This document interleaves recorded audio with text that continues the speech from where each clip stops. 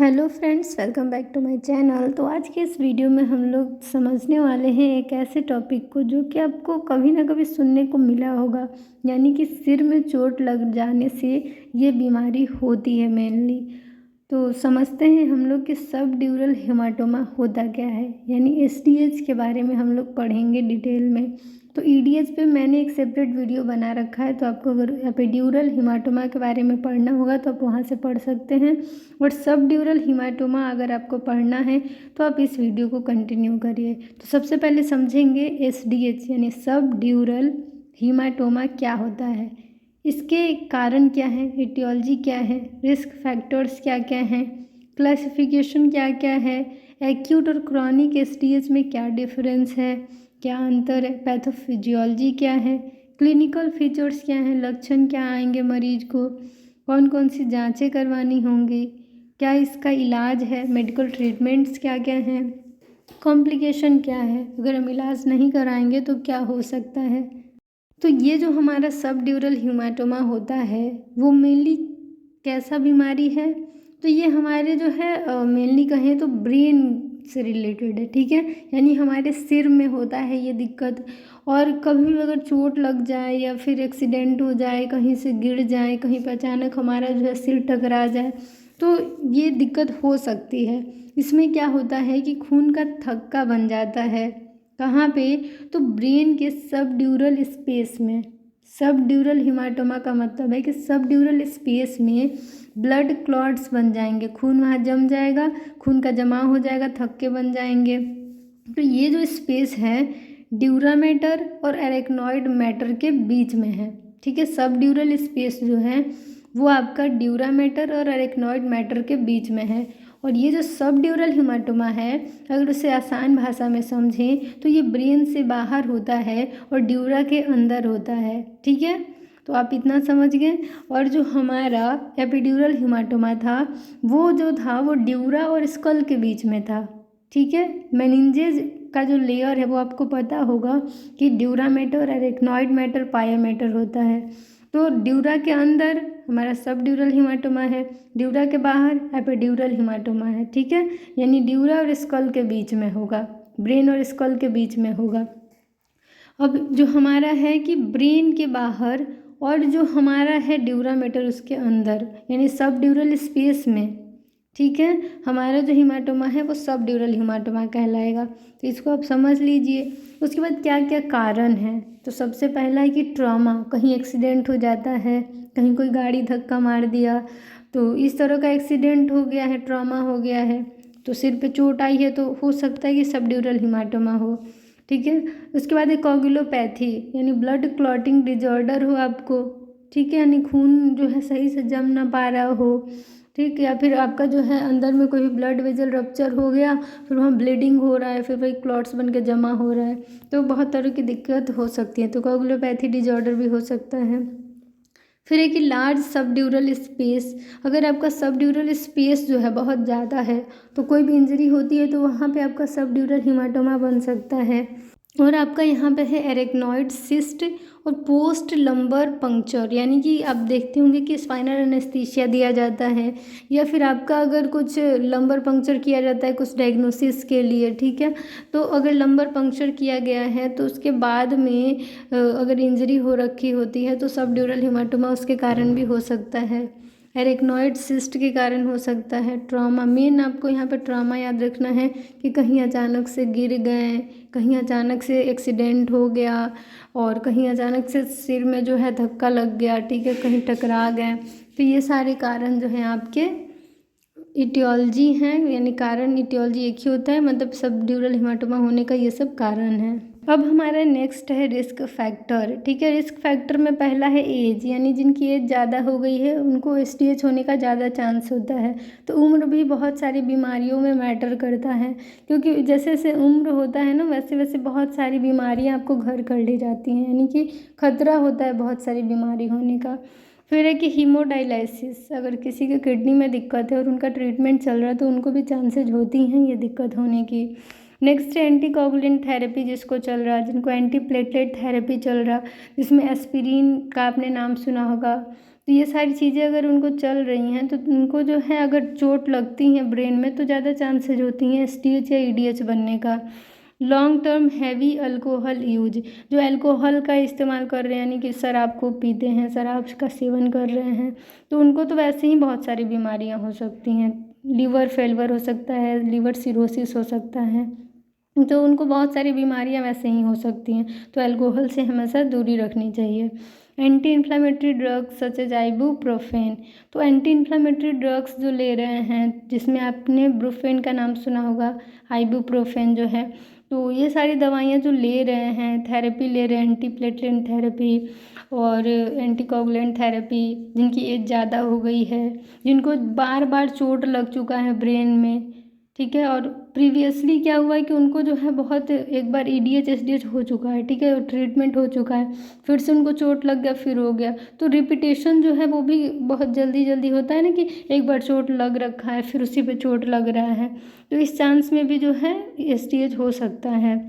ठीक, नेक्स्ट है क्लासिफिकेशन, जिसमें आपका एक्यूट होता है, सब एक्यूट होता है, फिर क्रॉनिक होता है। तो ये जो है इनके डे पे डिपेंड करता है कितने दिन में जो है सिम्टम अपीयर हो रहे हैं।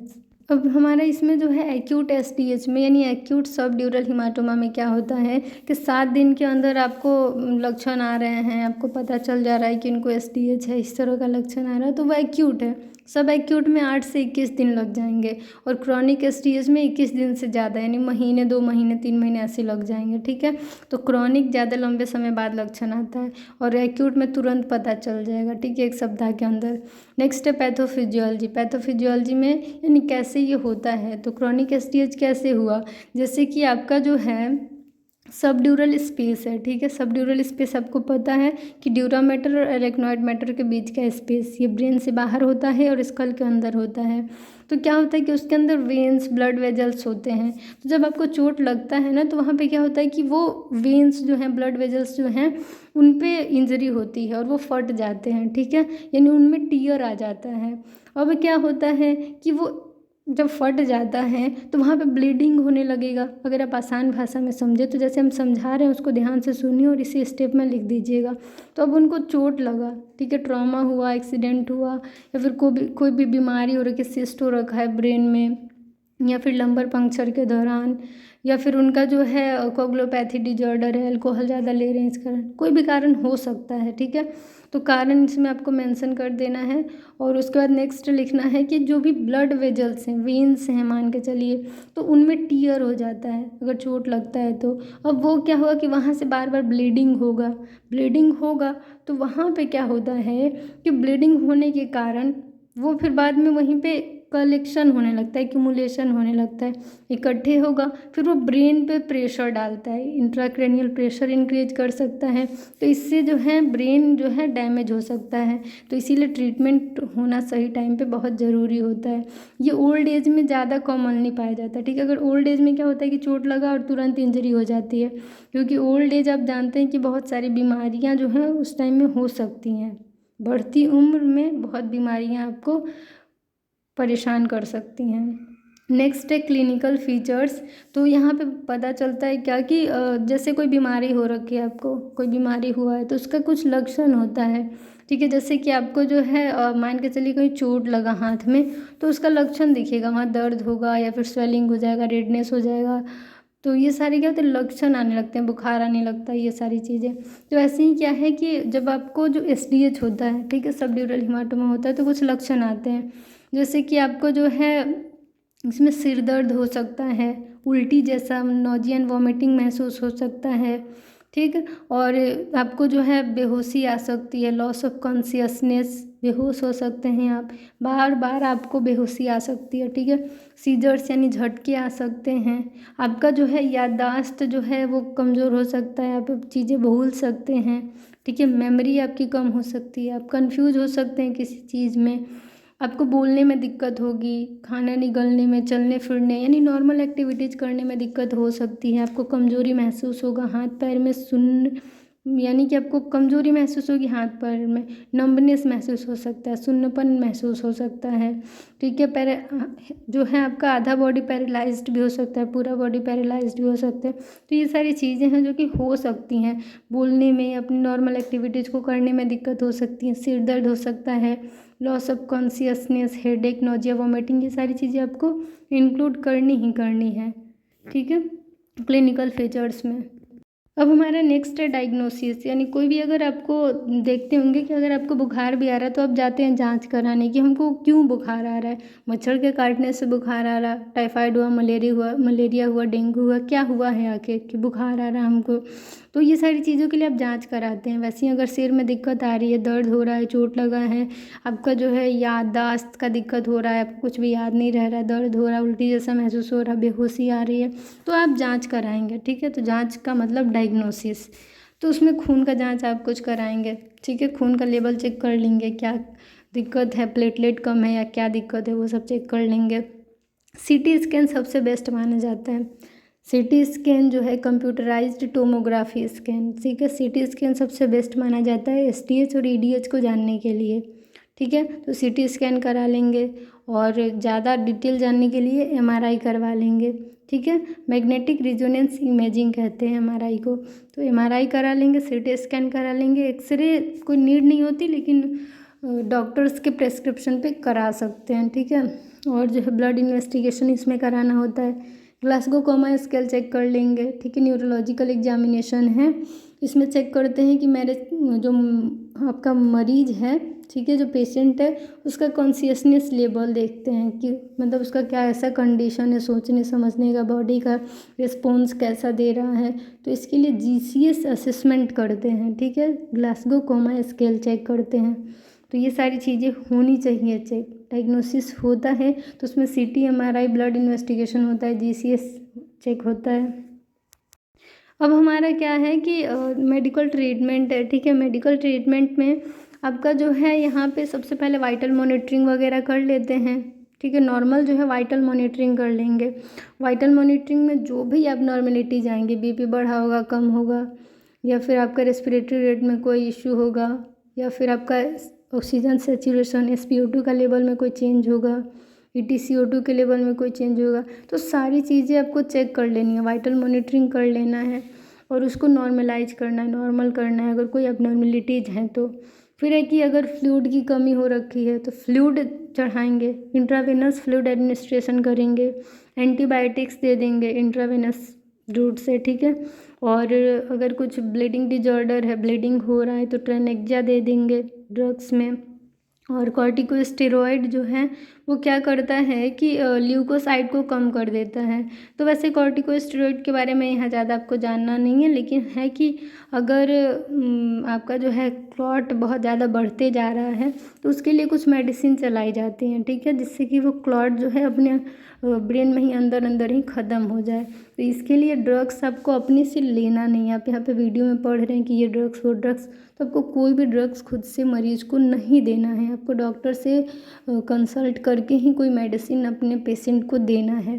ठीक है, तो यहाँ पे बस आपको एक नॉलेज के रूप में है मैं बता रही कि आपको वाइटल मॉनिटरिंग कराना है, फ्लूइड एडमिनिस्ट्रेशन कराना है, फिर यहाँ पे IV एंटीबायोटिक दे देना है।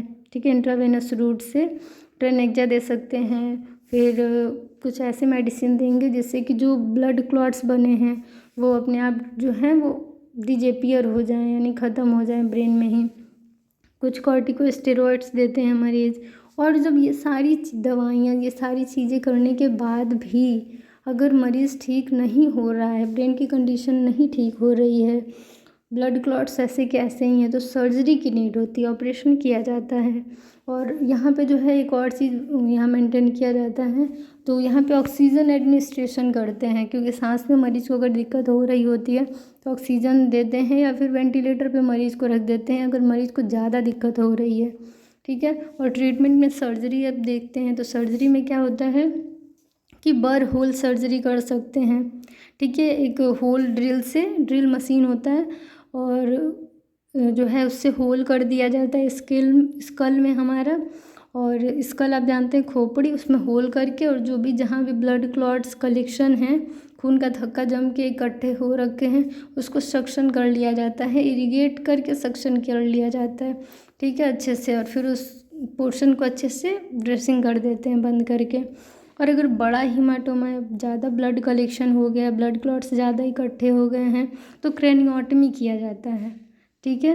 क्रेनियोटमी में क्या करेंगे कि बड़ा सा स्कल का पोर्शन जो है वो बोन फ्लैप कह सकते हैं स्कल का उतना पोर्शन को, तो बोन फ्लैप को उठाते हैं, ठीक है।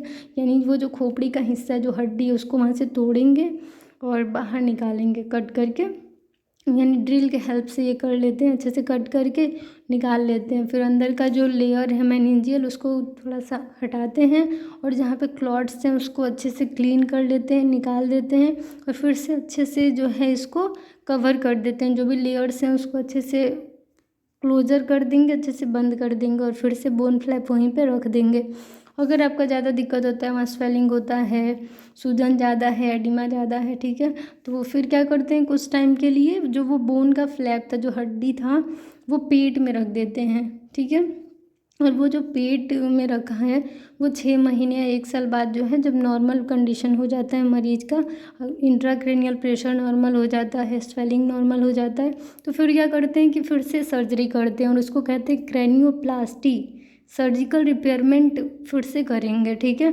सर्जरी फिर से करेंगे और वो जो क्रेनियम था, वो जो स्कल था जो पेट में था, उसको फिर से ब्रेन में रख देंगे और क्लोज़र कर देंगे अच्छे से। तो आपको क्रेनियोटमी समझ में आ गया।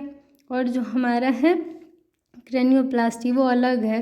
तो क्रेनियोटमी, क्रेनियोप्लास्टी और बर होल सर्जरी, ये जो 3 सर्जरी हैं वो बेस्ट मानी जाती हैं ट्रीट करने के लिए। और कुछ एकदम जो है न्यूरो नेविगेशन, नए नए टेक्निक्स हैं जिससे कि एकदम माइक्रोस्कोपिक वे में बहुत ही बारीकी से जो है कुछ पता भी नहीं चलेगा और ऑपरेशन जो है अच्छे से कर दिया जाता है। तो मेनली आपको जो नॉर्मल अभी होता है वो याद रखना है कि क्रेनियोटमी, बर होल सर्जरी और क्रेनियोप्लास्टी ये सब किया जाता है, ठीक है। और फिर उसके बाद जो है आपको फिर से जांच कराने को कहा जाता है कि श्योर हो जाए कि आपका जो है अच्छे से सब कुछ हो गया है, ब्रेन का कंडीशन नॉर्मल है, सारे ब्लड क्लॉट्स जो हीमाटोमा जो था वो निकाल दिया गया है और अब आप ठीक हैं, ठीक है। तो इसके बाद भी CT स्कैन कराया जाता है, ऑपरेशन के बाद भी कुछ दिन बाद कराया जाता है। तो ये था ट्रीटमेंट। अब हम जानेंगे इसका कॉम्प्लिकेशन। तो कॉम्प्लिकेशन में क्या है, तो देखिए अगर आप ऑपरेशन करा भी लेते हैं ना, तो वहाँ पे चांस होता है इन्फेक्शन होने का। अगर आप अच्छे से ड्रेसिंग ना करा रहे हो, अच्छे से साफ़ सफाई का ध्यान नहीं रख रहे हो, तो इन्फेक्शन हो सकता है, फिर से रिकरेंस हो सकता है, ठीक है। वहाँ पे फिर से अगर जो चीज़ दिक्कत है वो आप उसको ठीक ना किए हों ऑपरेशन से भी, दवाई से भी, तो वो फिर से वहाँ पे सबड्यूरल हीमाटोमा बन सकता है या फिर एपिड्यूरल हीमाटोमा बन सकता है, एक्यूट सबड्यूरल हीमाटोमा, वही एक रिकरेंस हो सकता है, ठीक है। और आपको वही है कि सर्जरी के बाद कुछ दिक्कतें हो सकती हैं जिसमें आपका जो है मेमोरी का प्रॉब्लम हो सकता है, चलने फिरने में, सोचने में थोड़ा दिक्कत हो सकता है, लेकिन ये कुछ दिन बाद नॉर्मल हो जाता है मेडिसिन अगर सही से चले तो। और आपकी कंडीशन पे मेनली डिपेंड करता है कि कॉम्प्लिकेशन क्या होगा, ठीक है। तो सर्जरी के बाद तो वही है कि सर्जिकल साइट इन्फेक्शन हो सकता है, सिर में दर्द हो सकता है, ठीक है। आपका अपीयरेंस जो है, फिजिकल अपीयरेंस थोड़ा चेंज हो सकता है, रिकरेंस होने का चांस है, दर्द हो सकता है, ठीक है। यही सारी चीज़ें और ज़्यादा इसमें परेशान होने का ज़रूरत नहीं है, ठीक। तो ये था हमारा सबड्यूरल हीमाटोमा, जिसके बारे में आपको जानना बहुत ज़रूरी है क्योंकि अक्सर एग्ज़ाम में क्वेश्चन आ ही जाते हैं, क्योंकि ये सारे टॉपिक्स एग्ज़ाम के लिए ही हैं, ठीक है। सिलेबस में है तो कुछ भी क्वेश्चन आ सकता है एग्जाम में। तो इस तरीके से चलिए वीडियो को यहीं पेंड करते हैं, मिलते हैं नेक्स्ट वीडियो में एक नए टॉपिक के साथ। तो चैनल पे नए हैं तो चैनल को सब्सक्राइब कर दीजिए, बेल आइकन को प्रेस कर दीजिए। मिलते हैं नेक्स्ट वीडियो में एक नए टॉपिक के साथ। तो बाय बाय।